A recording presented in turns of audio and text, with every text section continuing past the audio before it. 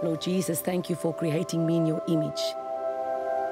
Thank you that in you I lack absolutely nothing. Thank you that according to your word, I'm fearfully and wonderfully made. Thank you for choosing me for such a time as this, so that your glory and presence can be manifested in and through my life right now. Thank you, Holy Spirit, that I know I am never alone because you live in me, and because of who you are, King Jesus, I will never walk in defeat. I've been set free from all lies of the enemy, and I will not die before my time, but I will live to declare the glory of the Lord in this lifetime and in this land. Today I choose life because I choose truth. Jesus Christ is my truth. As a daughter of destiny, I will step up and step out in faith into the great plan God has for me. I have the DNA of my Heavenly Father. That is why everywhere I go, godly change is made through the power of the Holy Spirit and the living Word of God, which is on the inside of me. This gospel of Jesus Christ will be ministered through me as long as I have breath.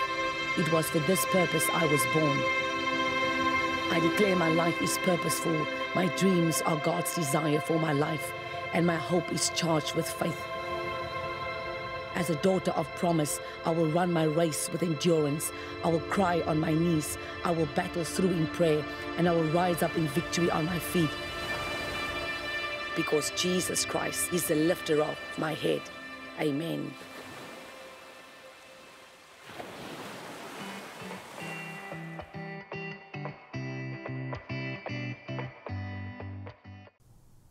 Goeiedag en welkom terug hier by Step Up. Ek is Chantal en is lekker om weer saam jou die woord te breek. Ons is in die boek van Rut en dit is van dat ons begin preek het oor ons dat so baie woord gaan uit oor Rut, en ek dink dit is dit is 'n changing, ek wil amper sê changing of the gods, is 'n changing boodskap vir ons as gelowiges om in te kom in die plan van God vir ons lewens. Ek het al hele paar kere gesê oor die platform dat ons het gedink dat dit is net hierdie liefdesstoritjie tussen 'n man en 'n vrou wat sy man oorlede is, en 'n skoonma wat gesê dat sy moet weggaan, maar eintlik is dit baie groter. Naomi is Israel, Rut is die Gentiles, Boaz is 'n tipe van 'n Christus. So ons het hierdie hele storie, en is nou April maand, vanaf die 1 Januarie, letterlik middernagdiens, preek ek die boodskap van Rut non-stop, en kom ek sê vir julle, elke week is daar 'n nuwe revelation, elke week without fail. En baie keer dan dink ons verstaan wat 'n tipe van wat God vir jou wil sê in 'n boodskap, maar weet jy wat, hoe meer jy die Bybel lees en hoe meer jy dieper in kom in God, hoe meer verstaan ons dat die woord van die Here is baie diep. Is nie net wanneer God name noem, is dit significant. Wanneer God datums noem, is dit significant. Wanneer God seisoene noem, is dit significant. So daar is so baie significance in ek meen as jy nou vat Dawid se psalms, my mens, ons hele lewens lê in Dawid se psalms. Dawid skryf die psalms uit sy ervarings uit wat hy met God beleef het, die teleurstellings, hoe hy weghardloop het, hoe hy bely het, hoe hy vir God vergifnis gevra het, en almal die goed.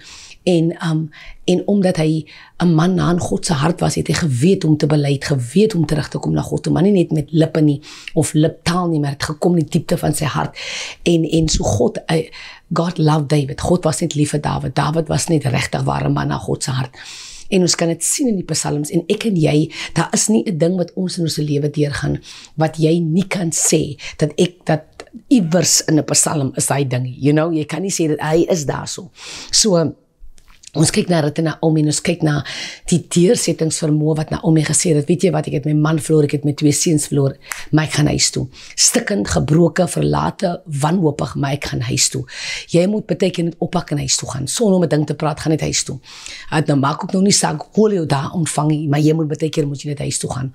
En baie keer sal jy verbaas wees hoe dat die mense by die huis vir jou wag, sonder dat jy dit geweet het. Baie keer moet jy toe trots in jou sak en sit soos die verlore seun gesê het vanmôre, toe hy by sy sinne kom toe sê, maar ek het mos nie nodig om met die varkepele te eet nie. Ek kan mos in my pa se huis langs 'n tafel sit en die beste van die vleis kan ek beleef. Hoekom moet ek hier tussen die gemors lê? Hy tel homself op en hy gaan huis toe. En dis ons. Jy en ek moet by 'n plek kom waar ons sê, Here, ek kom terug na U toe. Ek kom terug na U toe. Ek kom stikkend. Ek stink, maar ek kom terug na U toe. En dit was wat Naomi gedoen het. Naomi het gesê, weet julle wat, noem my maar Mara, noem my verbitterd, die Here het met my gedeel, almal hy goed, maar ek kom huis toe. En ons sien hoe die dogter saam met haar kom in Naomi, Rut, jammer, en Orpa gaan weg, en Rut kom, ons ken die hele storie. Ons het die laaste 2 weke gepraat oor die salwing, ons gepraat oor die dresscode, hoe Rut het change, hoe Rut het klere change, want God is besig om 'n nuwe ding te doen. God is besig om haar lot te verander. God is besig om haar menswees te verander. God is besig om vir haar in 'n nuwe posisie in te bring. God is besig om haar hele lewe te verander. En dit het gekos om in die pad te kom, dit het gekos om salwingolie in te sit, want die salwing was letterlik die separation van die ou Rut na die nuwe Rut toe. En sometimes, jy weet, jy salf jouself en jy weet die eens wat God besig is om te doen. Hy salwing baie keer moet jy in 'n bad sit met salfolie, dat jy net kan ontslaa raak van hierdie ou goed in jou lewe in. En sy trek aan, maar Naomi gee vir haar raad en Naomi sê van my mensie, jy trek nie net klere aan nie, trek jou beste klere aan. Trek die beste aan wat jy in jou kas het, in jou kamer het. Want wat Naomi besig is om vir haar te laat, om vir haar in te kry, is om te kom in die land wat God gereed het vir haar, die beste. So sy is besig om aan te trek, maar die beste wat in haar kas is, onthou net, die beste van haar kas het nie gechange, het nie haar posisie op die veld gechange. Sy het nog steeds gerwe opgetel, sy het nog steeds, maar daai aan toe sy die beste klere aantrek, het sy gaan lê by die voete van Boas. Maar so sy was nog steeds, sy was nog steeds op die dorsvloer. En op die dorsvloer het sy, en ons gaan nou daarna kyk, het sy gelê en sy het daar vir Boas gewag. Sy het nie by 'n hoof aan 'n tafel gesit nie. Sy het nie vanaand by 'n gala gedans nie. Sy het nie die koning gaan ontmoet nie. Sy het niks, al wat sy gedoen het was, sy het haar aangetrek en sy gaan lê. Die next opdrag was, nadat sy haar aangetrek het, moet sy gaan lê by die voete van Boas. So, sy trek haar aan, maar sy gaan lê, trek haar aan vir 'n vloer. En niks rondom daai prentjie, as jy hom op die oog kyk, op die mens oog kyk, dan sê jy vir jouself, maar, ek trek my nou my beste rok aan, wat ek nou weet nie waar gekoop het nie, en ek gaan lê op die vloer, en by iemand se voete. So, as jy in jou kop en dink, in jou menswees, in jou vlees dink jy, maar hoekom moet ek my beste klere aantrek, vir 'n vloerleery? Maar eintlik is sy besig to be redeemed, sy is besig om versoen te word met God, en sy is besig om in 'n toekoms in te stap, en sy verstaan nie alles nie, maar wat sy wel doen is, sy execute elke woord wat Naomi vir haar sê. Sy is besig om instruksie te kry, en dit wat sy kry, dit volg sy uit.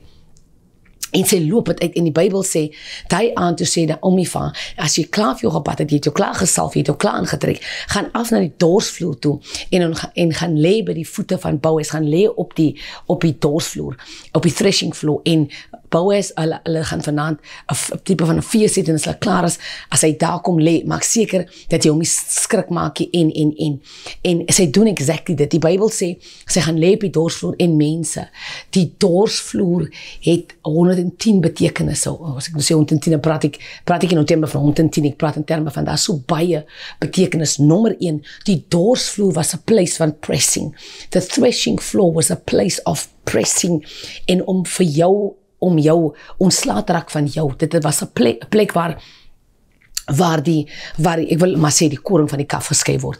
Dit was 'n plek waar 'n separation gekom het. Dit was 'n plek waar jy weggeneem, waar jy moet sterwe aan jouself, en waar die dop van mense kan so baie goed sê, wil hom sê die dop van godsaligheid, maar die dop van wie jy van mens wees, die dop van veel vlees, dit wat ek Chantal White, daai dop, daai ding moet afkom van my af. So die dorsvloer was 'n plek van gebed, die dorsvloer was 'n plek van separation, die dorsvloer was 'n plek van pressing. Die dorsvloer was 'n plek waar jy moet inkom en vir God ontmoet. Die dorsvloer was 'n plek waar jy intimiteit met God moet gehad het. Die dorsvloer is 'n plek en ons sê nou nog, ek gaan na die dorsvloer toe. Dit beteken ek moet nou na die Here toe gaan, my mens. Ek moet nou af voete toe gaan. Ek moet nou knieë toe gaan. Dit beteken as ek wil sê ek gaan dorsvloer toe, sê ek vir jou, ek gaan nou met die Here te doen wees. You know what I mean? Ek gaan nou op my knie, ek gaan my aangesig voor die Here gaan lê. So Naomi stuur vir Rut. Israel stuur die Gentiles om letterlik op die vloer te gaan lê, om God te gaan ontmoet. Want Boaz is 'n tipe van 'n Christus. He represents a type of Christ, a redeemer, because remember, he's a kinsman's redeemer. So sy gaan lê by 'n Jesus, sy gaan lê by die voete van Jesus, en dit laat vir my dink aan Maria en Magdalene, waar Maria, she chose the best place, she chose the feet of Jesus. It's min of meer dieselfde storie. En sy gaan lê in middernag, skrik Boaz wakker en hy vra, maar wie is hier so? En sy sê, dis Rut, en hulle het 'n conversation, en ek gaan nie nou vet, ek wil jy moet hoor, hulle het 'n conversation, maar 'n tipe van 'n conversation, dit begin soos dit, jy kan dit self lees, is hoofstuk 3 van Rut. Nou, Rut sê vir Boaz, I pray that you will cover me, ek vra dat jy my sal toemaak, en actually, sy vra vir hom, trou met my, as jy die ding heeltemal opvlek. Sy vra actually vir hom, that, because to cover me means to be a covering for me. Cover me. Sy sê, bedek my. En die lyn net daar, is 'n covenant lyn, is 'n lyn van, ek wil hê jy moet my toemaak, ek wil hê jy moet jou omgord en of om jou ontvou oor my. En ek wil nie meer 'n stranger wees in die land nie. Ek wil nie meer iemand wees wat almal weet ek is 'n Moabite nie. I want to be legitimized within the nation of Israel. Sy sê ek wil deel wees van julle. Dis eintlik die gesprek wat aangaan. Whether it physical gesê was of nie, maar dit is die gesprek in die gees in. Because sometimes wat ons fokus op 'n physical gesprek. Ons fokus op ek sê vir jou jy lyk mooi, jy sê vir my ek lyk mooi. Jy sê vir my kan ek met jou uitgaan, maar eintlik vra die man vir my jong en jy lyk vir my na 'n vrou. You know what I mean? So ek vra vir jou my meisie te wees, maar eintlik het ek al verder gekyk al. Jy lyk vir my troumateriaal. So baie keer vra iemand vir 'n man vir 'n vrou, kan ek met jou uitgaan of kan jy my meisie wees of whatever the case may be. Maar eintlik weet die man die is my vrou. So jou gesprek is nou, maar is eintlik al jare vooruit. En dit is wat hier gebeur. Naomi, Rut sê vir Boaz, I ask that you will cover me. I pray that you will cover me. En sy lê in 'n plek van humbleness. Sy, julle mense gaan 'n boek skryf oor hierdie ding. Nee, dit is 'n ernstige storie. Sy lê by die voete van Boaz, sy lê by die voete van Jesus en sy vra, want onthou in hoofstuk 1 kom sy tot bekering, want sy sê vir Naomi, sy sê, waar jy gaan, ek gaan, jou mense is my mense, jou God is my God. Daai statement daar is 'n statement van bekering. So sy lê nou by die voete van Boaz, sy lê by die voete van Jesus, the only one that can really and truly cover her. Sy sê, I want you to cover me. En Boaz ontferm haar oor haar, and you know what is amazing? Hy praat met haar oor, daar is 'n closer relative than I am. Daar's iemand nader aan julle wat julle kan redeem in die land en wat kan seker maak, want onthou Elimelek het grond gehad, het 'n huis gehad. Naomi teruggekom, maar hulle was vrouens gewees. Hulle was die vulnerable vrouens in die land en hulle het niks gehad. They had no covering anymore because their covering has passed away. Elimelek het gesterwe. Naomi se covering is weg, wat beteken jy is so jong, jy moet God het om jou te cover, en hy is ons ultimate covering. Maar as 'n vrou getroud was en jou man sterf of jy skei, jy voel hy ding, jy voel hom, hy beskerming is weg. So Naomi en Rut moes dit beleef het, want onthou jou man is jou bedekking. En die Bybel in Ephesians sê dat die vrou is, God is die hoof van die kerk, en die man is die hoof van die huis. Beteken die hoof van die vrou, hy is die vrou se covering, se bedekking, en daai is nou weg. En Naomi en Rut praat met hom, en hy sê vir haar, ek gaan môre 'n meeting opsit met julle closer redeemer, met julle closer relative, sodat ek kan vir hom vra of hy nie vir julle kan uitkoop nie, of hy nie die grond vir julle kan koop nie. En sy sê, ja, en terwyl hulle die gesprek het, vra hy vir haar, waar is jou voorskot, basically, waar is jou voorskot, vir 'n lekker of better word. En sy sê, en hy vat gerwe. Nou moet jy weet, hy vat nie tweedehandse gerwe nie, hy vat die beste gerwe in wat hy eet en hy sit dit in 'n skoot in en hy sê vir haar, gaan huis toe na jou skoonma toe en gaan gee vir dit. En hy sê vir haar, kyk wat hy sê, moenie gaan wanneer almal jou kan sien nie. Wees nou keurig dat jy loop op 'n sekere tyd sodat almal nie kan sien dat jy kom by my uit nie. Wat hy doen is, en dit is wat ek wil sê, wanneer jy jou man ontmoet, dan, en nou moet jy my hoor, 'n man, jou man, die man wat God vir jou het, is nie 'n man wanneer die ring in die vingers gaan nie. Die man wat God vir jou het as jou huweliksman, daai man is 'n man voordat hy 'n man is. Ek praat nie nou van bedsake, moenie confused wees oor dit nie. Ek praat van, he's already taking care of what is a need in your life. He already provides for you. He's already a carer. He's already a provider to you. En hier kan ons dit sien in die lewe van Rut. Hy is al reeds 'n provider aan Rut en Naomi on top of it, want dit is wie hy was. Onthou hy's 40 jaar ouer as Rut. Rut is 40 jaar oud en hy's 80 jaar oud. Dit's 'n 40 jaar gap. Hy kan 'n pa gewees het. So hierdie man verstaan wat dit is om te kyk, want onthou hy kyk na sy werkers. Hoeveel te meer gaan hy nie kyk na die vrou met wie hy gaan trou nie, en na familie in die geval Naomi. Die Bybel sê, hy gee vir haar die beste gerwe wat hy het, en hy stuur dat terug huis toe. En hy hou sy woord, van die volgende dag het hy 'n meeting, hy roep 'n meeting met hulle closer relative. Elimelek het 'n nader relative gehad, want in die ou dae, as jy byvoorbeeld as jou man gesterf het, dan was dit die Levitic law dat jou broer jou moet trou. Dit was die Ou Testament as jy dit lees, veral as jy lees Genesis 38 van Tamar en van Juda. So dan gaan jy sien die broer vat dan weer die vrou en so gaan so. Daar was 'n closer relative, want toe hulle die dag moet die negotiation doen, hoofstuk 4, toe sê die man, maar ek kan die grond koop, maar ek kan nie vir Rut koop trou nie. So ons gaan later daarby uitkom. Maar wat hy sê is dat hy sê vir haar, ek stuur jou weg met die seën van die Here. Ek wil hê jy moet beskerm, ek wil hê hulle moet van jou praat nie. Ek wil hê daar moet 'n storie oor jou gemaak word nie. Ek wil hê jy moet gaan van niemand wanneer die mense slaap en niemand weet van nie. So wat hy doen is, alreeds stap hy in as 'n beskermer oor haar lewe. Alreeds stap hy in as iemand wat oor haar kyk. Alreeds stap hy in oor iemand wat liefde oor haar en die man onferm oor haar klaar. So jy kyk na iemand wat alreeds in sy rol is, voordat hy in sy rol is.